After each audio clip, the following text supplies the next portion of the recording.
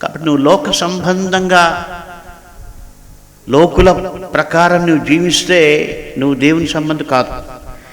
యేసుప్రభు ప్రార్థన చేస్తూ ఆయన చేసిన ప్రార్థన కొన్నిసార్లు మనకు ఆశ్చర్యం కలుగజేస్తుంది. ఆయన తండ్రికి మన గురించి విజ్ఞాపనం చేస్తూ యోహాను సువార్త 17:14 వారికి నీ వాక్యం ఇచ్చి ఉన్నాను, నేను లోక సంబంధిని కానట్టు వారును లోక సంబంధులు కారు, కనుక లోకము వారిని ద్వేషించును.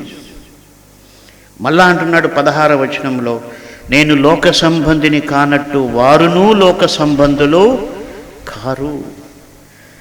అయితే 15లో అన్నాడు, లోకములో నుండి నేను వారిని తీసుకొని పొమ్మని ప్రార్థన చేయట్లేదు, కానీ దుష్టుని నుండి వారిని కాపాడమని ప్రార్థన చేస్తున్నాడు. ఎందుకంటే దుష్టుడు ఏం పని చేస్తున్నాడు?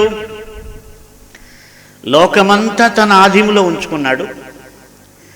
అంతేకాదు దేవునిలో ఉన్న వారిని దేవునిలో నుండి వేరు చేసి తనతో పాటు అగ్నిగుండానికి తీసుకెళ్ళడానికి దుష్టుడు ప్రయత్నం చేస్తూ ఉన్నాడు.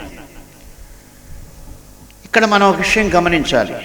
దుష్టునికి ఆ యొక్క కెపాసిటీ ఉంది. అందుకే యేసు ప్రభు ప్రార్థన చేస్తున్నాడు, వీరు దుష్టు నుంచి తప్పించబడాలి, దుష్టు నుంచి వారిని కాపాడమని తండ్రికి మొరపెడుతూ ఉన్నాడు. కాబట్టి మనం దుష్టు నుంచి తప్పింపబడాలంటే దైవ సహాయం మనకు అవసరం. దేవుని సహాయం మనకు ఎప్పుడు దొరుకుతుందంటే ఆయన మాట విన్నప్పుడు.